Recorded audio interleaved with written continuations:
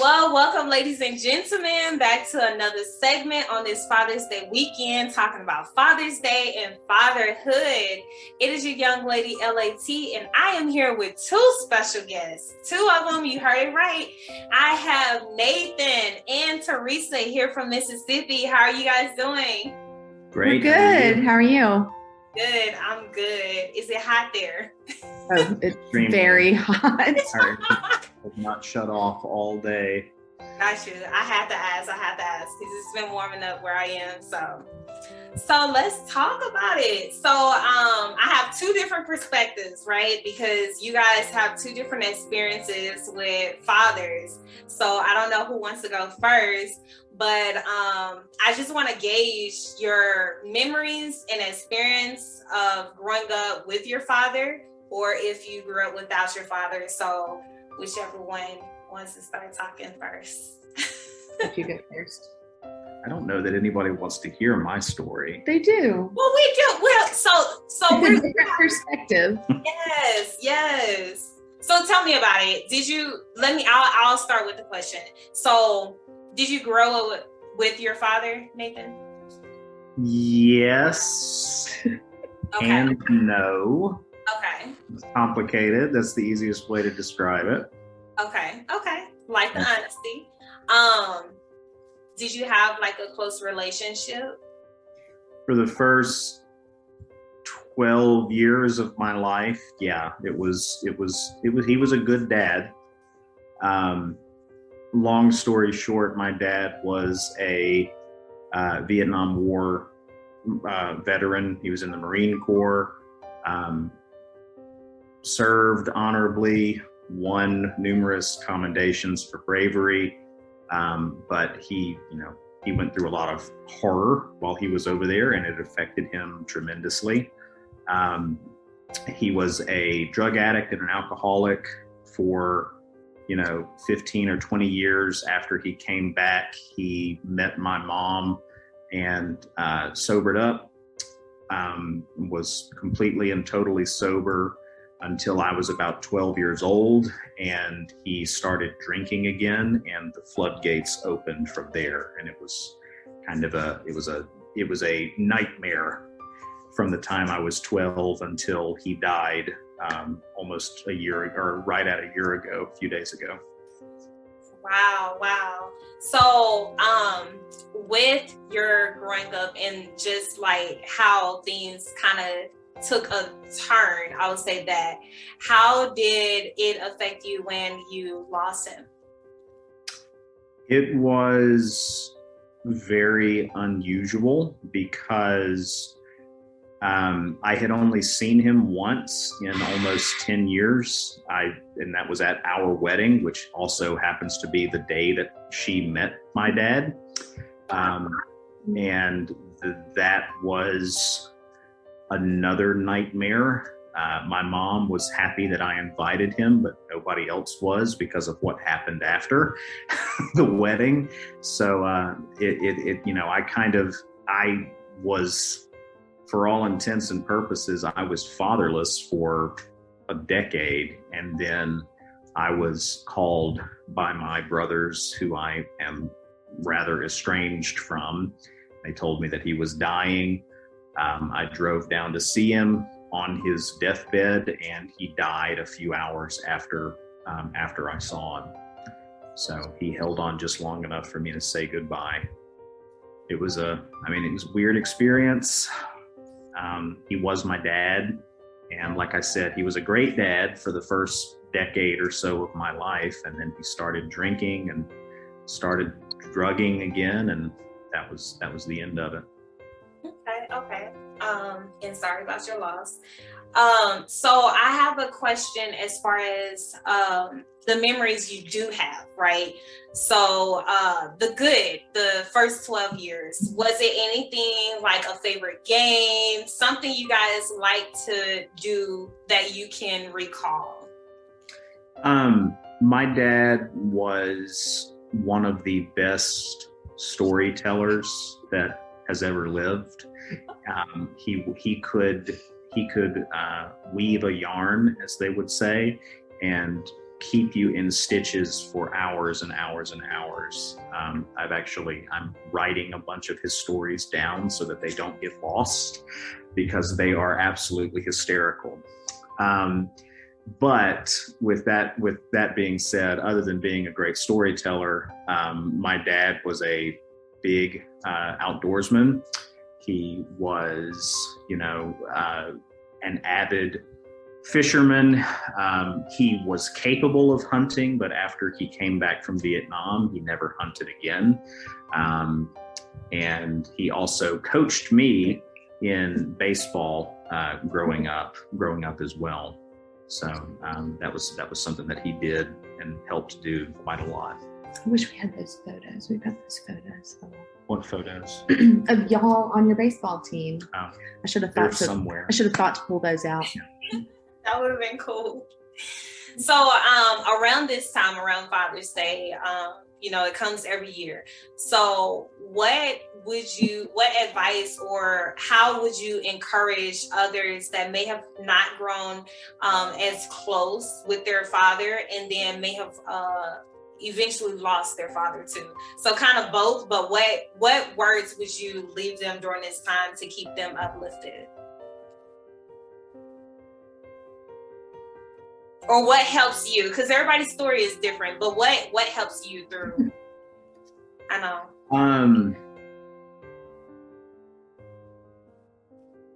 I honestly don't know. I don't know that it's a question that I can answer just because I'm kind of apathetic about the whole thing. I think about my dad often, and I remember the good. I don't dwell on the bad. I went through a decade of therapy to overcome a lot of the damage that had been done. And that definitely helped me just let go of all of the bad. So, it's cliche to say, focus on the good that you can remember if there was any, and forgive and forget the bad as best as you can. I think kind of taking off from that, because everybody's experience is different, and you're going to hear my experience. Right. It is okay not to really have any feelings towards it. That is a valid and justifiable, I guess, emotion is nothingness. Right. So if you have had a similar situation to my husband, it's okay that you're just like, oh, well, I mean, sure, it's Father's Day, but it's just another Sunday for me. That's okay. The weird thing is, for me, emotionally, my dad died 10 years ago. His body died in 2021, if that makes sense. Yeah. So I feel like that's why the grief did not hit me when he passed away, because he had essentially died, when he made this horrible statement to my family, and that was the end of our relationship. So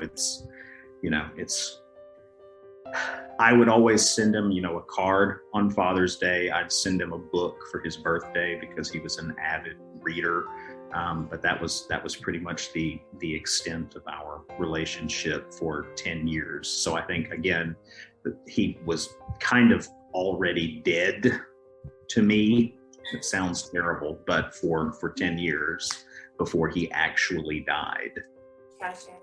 Yeah. So, and I hope this, to piggyback off that, to sum it up, like, I really like what you said, from your memories to, the good and the bad, but the forgiving and going through healing process, like, that's major, because yes, it may be just another Sunday, but is it just another Sunday for Father's Day because we aren't forgiving and healing, so that's like something I wanted to point out, that some people have a different experience and they have to go through and get to a point where they can heal and forgive in order to be able to blossom into the person, and even into the relationship, the marriage, everything that comes with the future them in their life. So I appreciate you sharing. Thank you.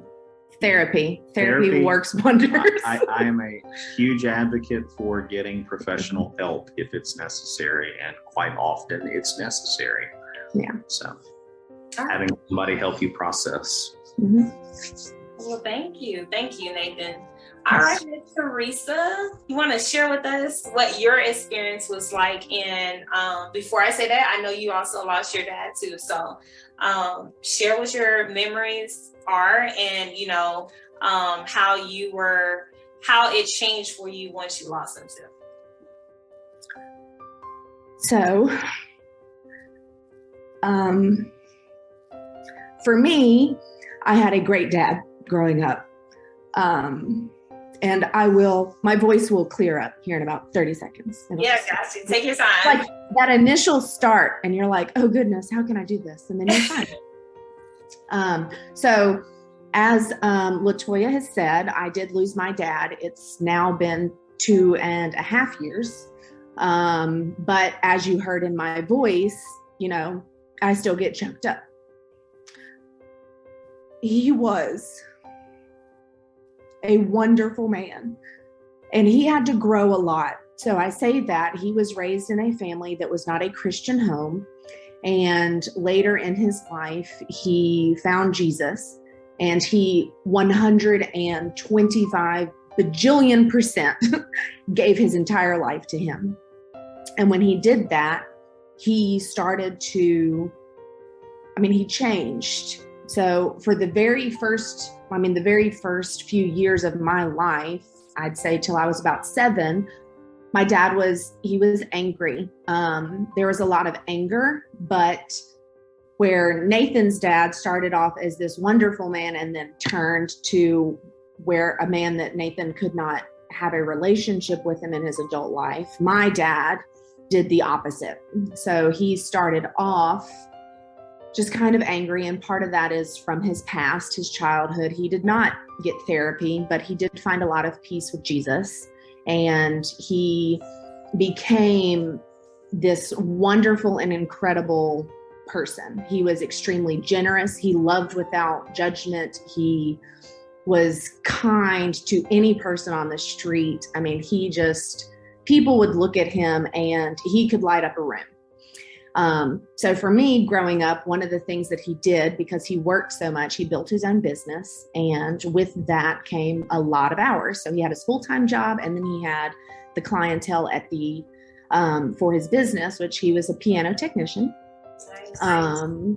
But that required him to work then after getting off of his full-time job. So we did not see him a lot when I was young. And he would make time to do special daddy-daughter dates. There are 3 girls and 1 boy, and so he would also take my brother on special outings. But for me, I'm a daughter, so we had daddy-daughter dates. And one of my favorite childhood memory was going to see Cats Don't Dance. I love the movie. It is a great cartoon. But I got dressed up, and I grabbed one of my little purses, and it had the strap was yellow with white daisies, and the purse was white with yellow daisies. And we went to the Dollar Tree, and we put as much candy as we could into my purse. And I bought candy corn because it was my absolute favorite. And we get to the movie theater, and it's completely empty. So my dad and I got to watch Cats Don't Dance, which I've been begging to go see, in the theater by ourselves. And it was just the best memory ever. And so he and I, one of the things that we just did was we would go to the movies. I got to see The Lion King with him when it came out when I was 4. And he relays that I literally had my head buried in his chest the whole time, which, I was 4 years old. Can you imagine that movie as being your first theater experience? But then we were able to see The Lion King 20 years later when it came out with the reboot, or 20 something years later. And so that was fun because we're both just sitting there and we're just like, we saw this in theaters together and now we're seeing it again. But yeah, so I have a lot of wonderful memories. There are very few negative or bad memories. And most of them just revolved around being punished. But I mean, You were a wild child. I was a wild child. Oh God. But I mean, as an adult, I mean, there were just so many things I spent as much time with him as I could. And so, yeah. So what would you, during this time, because your experience as far as losing your father is different from Nathan's. So what advice or words of encouragement would you leave with someone that recently lost their father?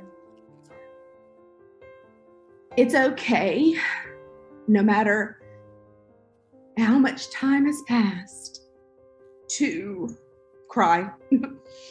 It is okay to be sad. It is also okay, as weird as this is going to sound, to be angry.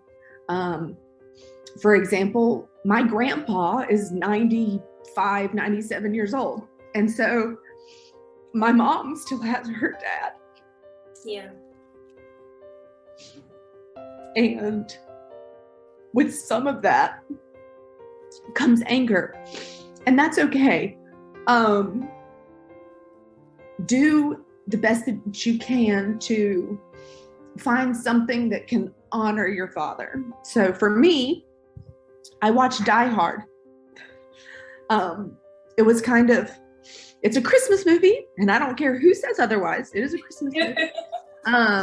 And so I, throughout the year, will do special things to kind of remember him. And for Father's Day, is this your first Father's Day? Yeah, this is Nathan's first. So we're both 31 years old, and neither of us have dads. No, this is the second one. This is He the second he one, died in right May. before. Yeah, so this is the second. He died So, in May. you know, this is my third. This will be your third. This is my third. So this is my third Father's Day without a dad, and Nathan's second. And so we both sit here and we have a lot of dark humor about it. You know, we're both 31 and we don't have dads. So, you know, whatever. We're just trudging through life the best that we can. We get all these emails and mailers. Oh yeah, about they're all like Father's Day this and special. Father's Day that. I'm just like, I wish that there was a way that I could never get another Father's Day email or advertisement. And but we don't have any kids. we don't have, so he's celebrate not a me. dad, and so it's weird. In the making. Yeah. Well, Maybe. Okay, good. but I mean, for those of you that have positive memories, and I mean, it's, you know, again, no matter how much time or how little time has passed, acknowledge the feelings that you're having. I'm now in grief counseling. I see a therapist every other week. It was once a week for a very long time, but you know, it is okay to talk about that person. I understand that the world is like, oh, this much time has passed, you should be over it. But the reality is you will never be over it. You will never not miss them. You will never not be sad about it. And that's okay. And so just acknowledging that and letting that emotion out is the best advice that I can give. And something that's related to what she just said, and it's something that I see a lot of people do, whether it's they've lost, you know, a family member or a friend or some other tragic thing that's happened in their lives. They try to drown everything out by staying constantly preoccupied, whether that's video games, social media, you know, mindless scrolling on their phone, watching TV shows, just binge watching, that kind of thing, whatever it is. They essentially just try to have something going at all times that drowns out any ability to let their mind think wander. and let Wander, their mind wander. not water. And something that you will learn if you study psychology, if you learn anything about counseling, is that until you can actually sit with the feelings, they don't go away or they don't get better. Yeah, you So have if to you're- acknowledge them to You feel. have to be able to sit with them, and sad to say, you kind of have to be able to sit in silence and suffer through them. And it's a way to it's like, cutting your arm. You can't constantly, pick at the scab. It's not going to heal. You have to let it sit there and hurt and itch until it heals up, and you have a scar, but the pain goes away. And that's, you have to be able to sit with the discomfort, maybe just in small increments to begin with, but you can't go years and years trying to drown out the grief. At some point, you have to confront it. I appreciate that. I appreciate you guys being willing and open to share. I know it's sensitive and such a touchy time and topic, but I do appreciate it because someone else needed to hear and that can relate to you guys' story. So I definitely thank you guys for being on this platform and sharing your story. So thank you. Yeah, no, I appreciate you asking and thinking about this. I mean, it was extremely thoughtful of you to consider putting this together. Yeah. And for that and the people that this will affect, I do appreciate it. And thank you. So before we end this, I want to give you guys an opportunity to wish everyone else that are fathers a happy Father's Day, if you would. Yeah. You want to do that? The happiest of Father's Days to everybody who is a father, who has a father, who has lost a father, is missing their father. Never knew their father. Never had a father. Yeah. Those that are fathers in the adoption route, I mean, people think about moms that have to adopt, but it goes the same way for fathers. So just the happiest of Father's Day to all of you out there and anybody that just is experiencing that. So. Yep.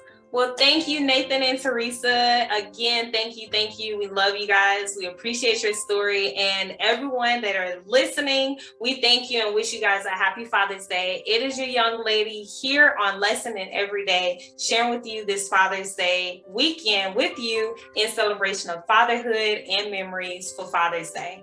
Love you guys. Thank you so much. Have a good one. Well, welcome to Lesson in Everyday. It is your young lady, LAT, here with a special guest on Father's Day weekend, celebrating Father's Day weekend with another segment. And I have my sister, my dear friend, Miss Jessica. How are you today? I am doing wonderful. I'm enjoying spending time with family in Mississippi. And of course, it's Father's Day weekend. And then my birthday was earlier this week. So I'm super excited. Woo! Got that double time. Get to, have your birthday a little before Father's Day and get to celebrate Father's Day. So, yeah. I brought you on so that you can kind of share about, your upbringing and just the impact that your father has had in your life. I have the pleasure of knowing him and going through college years. He was like another father for me. So tell me a little about, some of your memories and what's been very impactful from your relationship with your father. So of course, you already know this. So I came from a 2-parent household, a Christian family. Most of my life I have been in Mississippi. So that's all that I know. My parents are from originally Tallahassee. So anywho, that's that. But a lot of what I've learned, of course, is about, of course, God and the importance of family. And my dad has always, of course, been around. He's a leader, a provider, very wise. He also has a great sense of humor too, which I feel like I've learned more about over time. He was in the military for almost 20 years. So he has that demeanor, very stern, but when you talk to him, he just livens up. And I just love that about him. One of my favorite memories growing up is I was pretty much a car rider. I was that kid. So I may have rode the bus maybe 1 year, I think. But anyways, I enjoyed always seeing him pick me up, and we had, talks, whether it was a good day or a bad day. That's some of the best memories that I've had. And then also, one of the things that's really, really funny is when we would travel to go visit family in Florida. I know one time, it was really, really funny. One time we were basically, somehow we ended up going in circles and circles and circles. And he was trying to figure it out. But my brother, I do have an older brother, he's 7 years older. He figured out, okay, we're going the wrong way. And we eventually got on track. But it was funny. Going on those trips and being able to see my relatives at least twice a year was so great. And being able to spend time with his side of the family and my side of the family, that's some of my favorite memories as well. Learning more about my roots. Nice. So do you guys have like a favorite game, movie, anything like in particular that you guys do together that you love as like father and daughter time? Let's see. That's a good question. I know, right? I'm hitting you. Girl. Got you thinking. I'm trying to think. I wouldn't say a favorite game or movie. I don't think we have a favorite game or movie. Side note, he believes he's seen all of the movies, even if it's brand new. That is so funny. But anyways, that is a thing. I would say just the talks for me is just the talks. It's not every day, it's not all the time, but when I really just need to talk about something that's really bothering me, I can talk to him about it. And he always gives me, of course, great advice. It could be about a job situation, me wanting a promotion, anything like that, or it could be something to do with a guy that I may like or whatever. I'm able to talk to him about that. And he's going to keep it real, be honest. But I know everything that he says is from the heart, and he knows because he's lived life. So, and he has a successful marriage, of course. So that's anything he tells me, I'm like, okay, yes, I receive that, even if it's hard, but I receive it. Love it. Mm-hmm. I love it. Okay. Well, before we end this, and like, I appreciate you sharing your story and just how you grew up and your relationship with your father, because there are many people that can relate to you and get to just reminisce on, the important factors of that father and daughter relationship, and just having that moment to just embrace the memories and, what you have to still cherish. But would you like to wish, all fathers and even those that have recently lost their father, would you like to share a couple of words with them? Of course. So I would like to say, of course, thank you to all the fathers out there, whether you're a single dad or you are married and all of that. Thank you for everything that you do. You deserve this day. We appreciate you as a daughter that has a father. We appreciate you. We honor you. And to the ones that have lost their fathers, always cherish those memories, whether it's the words or the moments when you didn't think you could do it and they were there for you. Their smile, their demeanor, all of those things, cherish those memories and share that. Of course, if you have kids, share that with them. I mean, that's a part of their legacy. So they are proud of you. So remember that. Yes. Well, thank you. We appreciate you coming here and sharing this moment with us. We appreciate your time, Miss Jessica. You enjoy your time with your, you're welcome.